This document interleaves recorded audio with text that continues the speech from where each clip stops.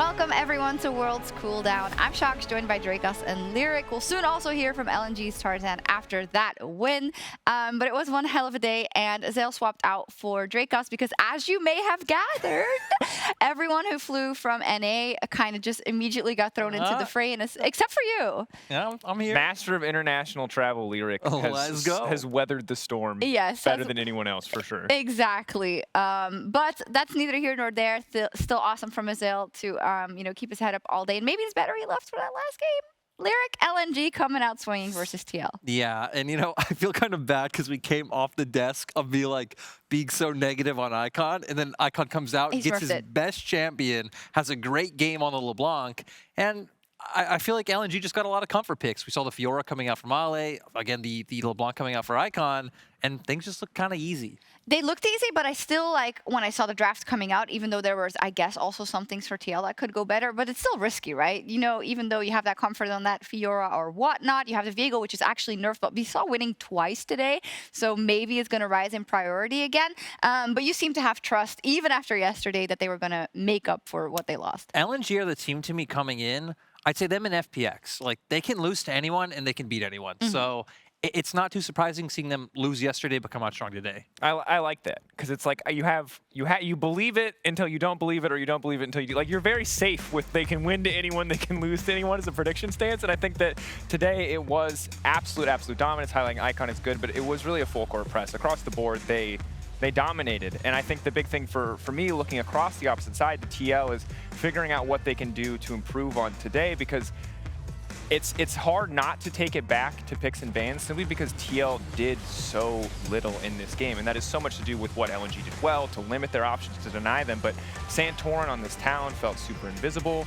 You could see, I think the iconic moment in this game is not all these team fights, it's not the LNG domination, but to really show you what TL's game plan was all about. It was the awkward leap over the wall at Talon, into tanking the tower shot, into walking away. That was TL's entire game. They kept trying, they kept fishing, they kept looking for opportunities, but they were so few and far between that it just felt like an LNG highlight, really, to be completely honest. Yeah, and it's odd because it was definitely, in comparison to the insanely good game that TL had yesterday, from the draft to the laning to the team fights to the way they won over the Mad Lions to this, it's just such a stark difference, and I feel like we've seen that from every team in this group so far. This group is a mess.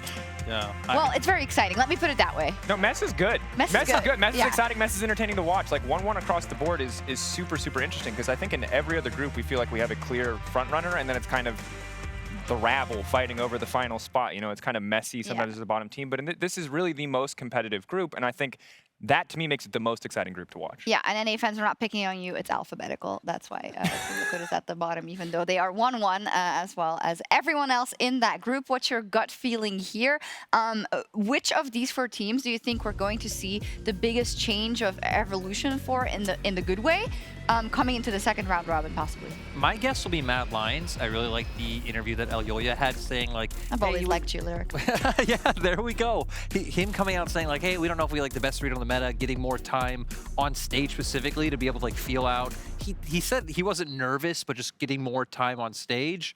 The other three teams, I kind of expect it to be about the same, which just makes me feel kind of good for Gen G. They didn't win today, but the nice thing about Gen G, right, is they're going to have stable games across the board. Then the question is, well, can they pull it across the finish line? Today with BDD's Azir, sadly they couldn't. Yeah, the question is how many people can disrupt that, right? I would be inclined to also look at LNG. I mean, just that crazy run they made in the LPL, which is I would say probably the hardest league in the world to do that in, makes me think they can get it together. You guys just make me realize my lack of faith in LNG for some reason. It's actually staggering. Kind of disturbing. They just came out and had an absolute stomp. They look great in play-ins, but I guess it's just the way in LPL they started out 7-0 and then lost the rest of their series. A wise man once told me they can beat anyone, but they can lose to anyone, and that does not sound like a team you gamble on. That's to be fair. That's true.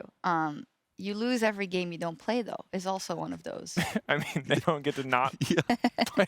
I'm going to leave you with that whilst we go to an interview. For more on LNG and Group D, here's Lore with Tarzan. Thank you very much, Shux. And Tarzan, thank you so much for joining me after this game. Congrats on grabbing the win today against Team Liquid. I want to have your thoughts on the group so far, because it was expected to be one of the closest groups at Worlds. So tell me about your team that you faced and how is the rest of the group going to play out? 네, 오늘 승리 정말 축하드리고요. 인터뷰 감사드립니다. 사실은 많은 분들이 이 조가 가장 치열한 조고 비등비등한 조라고 예상하셨는데 지금 상대분들 팀들에 대해서는 어떻게 생각하시는지 앞으로는 어떻게 펼쳐질 것 같나요? 일단 진짜 D조는 정말 전부 다 할 만한 팀들인 것 같고 앞으로도 진짜 어떻게 될지 모르는 그런 상황인 것 같아요. Obviously, I mean, Group D, I think every team can beat everyone. So, you don't know how it's going to land. Yeah, it's going to be very interesting, especially in the second round robin. You were playing also in the play-in stage, and you got a lot of time to warm up, unlike all the others' team. How do you feel LNG evolved in the group stage? 네, 사실은 플레이인부터 여정을 시작했기 때문에 다른 팀들보다도 워밍업할 시간이 많았던 것 같습니다. 지금 그룹 스테이지를 통해서 어떤 식으로 계속 발전해 나가고 있는 것 같나요? 일단은 그때 메타랑 지금 메타랑 또 한 번 바뀐 느낌이 들어서 아직 확실한 메타를 잡지 못한 것 같아요, 저희도. I think the meta has changed since the play-ins and the group stage, so I think we are still figuring out the meta. All right, we'll see how this one changes, as it is usually like this, that it goes during the Worlds group stage. The last question for you, I was talking to Elioya earlier, who is really looking forward to facing you tomorrow. He's a big fan of you, Tarzan, and he watches a lot of your games. What do you think about him as a player and Mad Lions overall? 네, 오늘 이전 인터뷰에서는 엘리오 선수랑 인터뷰를 진행했는데요. 엘리오 선수가 빨리 타전 선수를 너무 만나고 싶다. 타전 선수의 너무너무 팬이고 경기를 많이 챙겨봤다고 합니다. 타전 선수는 엘리오 선수를 어떻게 생각하시는지 그리고 매드 라이온즈 팀 자체는 어떻게 평가하시나요? 일단은 엘리아 선수가 저를 전에 만나보고 싶다 인터뷰를 봤었어가지고 저는 그냥 만나면은 그냥 똑같이 경기할 것 같아요. 충분히 잘하는 정글러라고 생각하고 있습니다. I also saw an interview that he wants to face against me, and for me, honestly, it's gonna be one of the games that I'm gonna play, and I think it's gonna be a very exciting one because he's a great jungler. Well, he will be happy to hear that. But for now, that's the end of this interview. Tarzan, 감사합니다 for the interview. Congrats again on winning against TL today. Jason, thank you so much for your help throughout the day. We'll see you tomorrow. And back to you, Shux in Cooldown. Thank you so much, Laura. Wonderful job from all of you there in Iceland, and Tarzan saying excited for that matchup. So tomorrow we'll see the Mad Lions versus LNG, which is their last game for Group D of their first round robin. The Mad Lions did get a win. You were completely in delirium as well during the cast, both through euphoria and maybe Kobe being really tired. I got dragged along. Like, I don't really have an excuse. This is my time zone. But I was dragged along for the ride. I was nervous. This was a great game. I was nervous at multiple points about this game, but Mad Lions kept it together. Really clean team fighting when it mattered. And some of the early team fights where Genji were really able to avoid the threat of the Kiana and what she could bring to the table just didn't really manifest in later stages of the game. And as good as BDD's Azir is, ultimately just really hard to do anything when there's this many highly mobile threats backed up by the most obnoxious champion in the meta currently, Yuumi. Yeah, it's very obnoxious. I'm probably talking from a biased perspective, of course, but I did think it was impressive from the Mad Lions how I think they made mistakes versus TL yesterday, which TL capitalized on expertly, and they kept making kind of the same mistakes.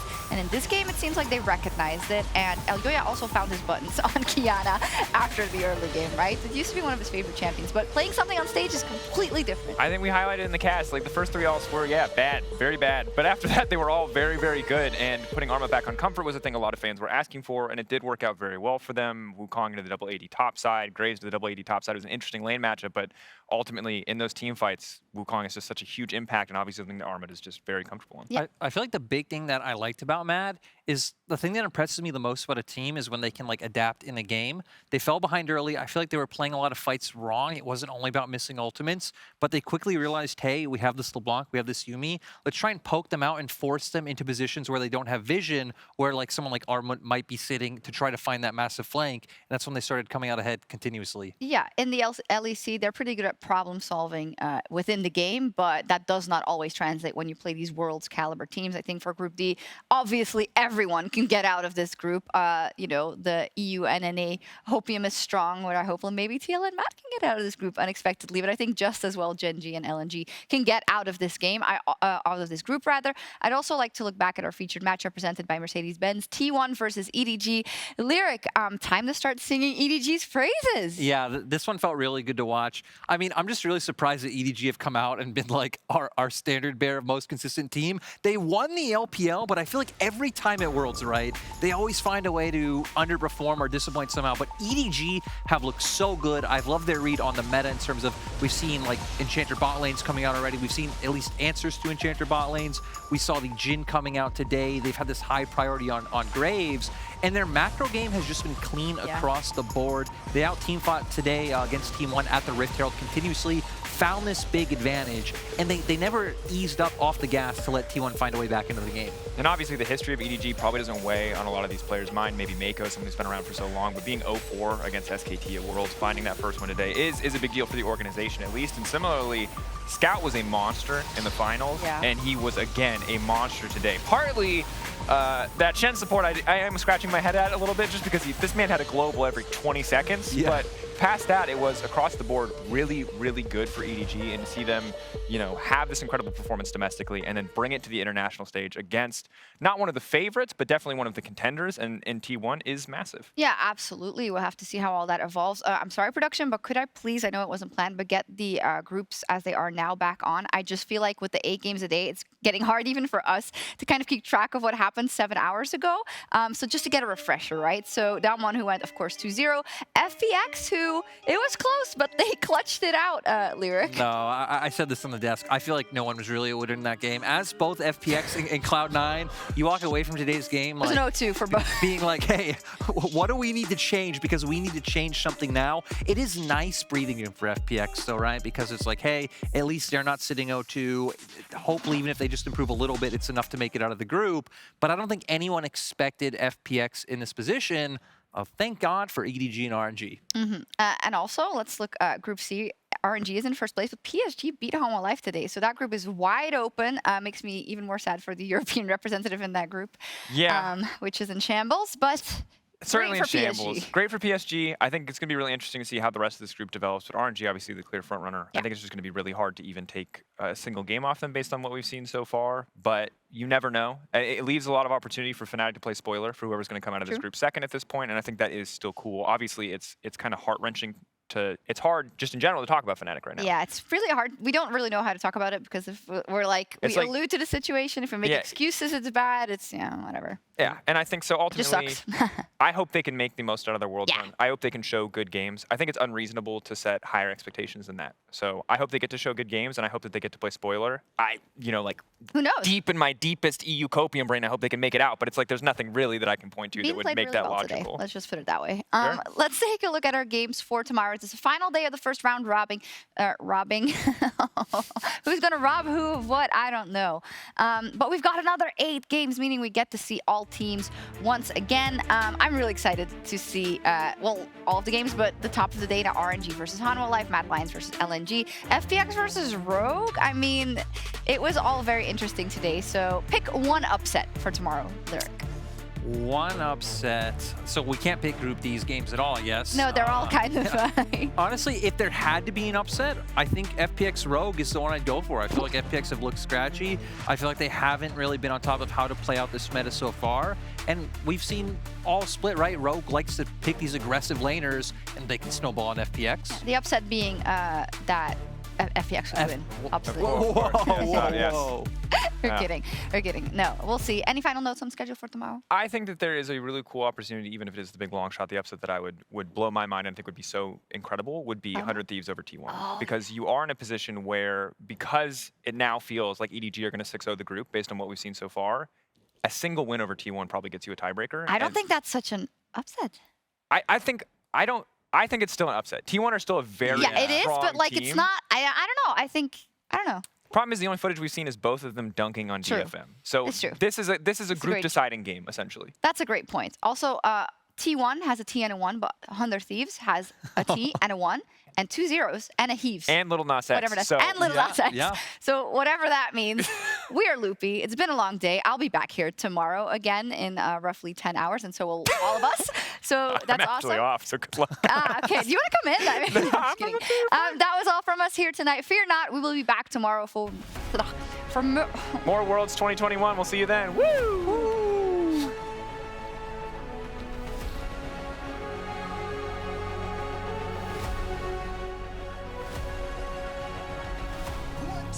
Welcome back, everyone, to Worlds 2021, taking place in Reykjavik, Iceland. Yesterday, we saw living legends and rising rookies clash at last.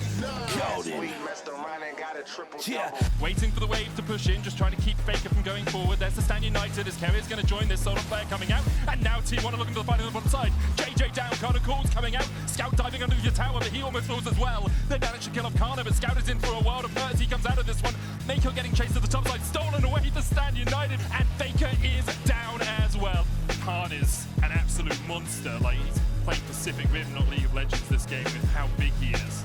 Healed up, Show making a flashing forward, Cannon going in as well, and the shockwave only hits onto Ghost on the back line. But here comes Fiddle, one shot down, there's two as there's Rogue winning the team fight in the mid lane. And the wombo combo works perfectly for Rogue as down one Kia are wiped.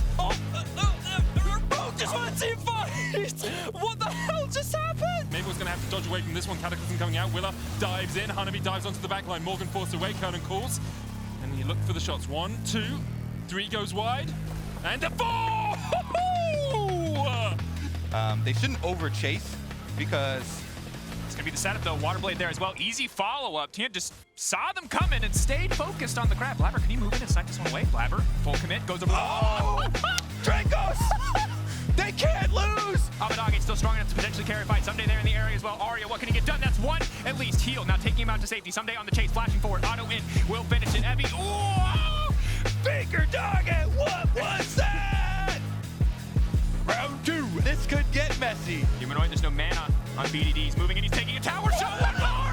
Oh, outplayed! Oh, one more! Big, huge, gigantic, massive. It all leads to this.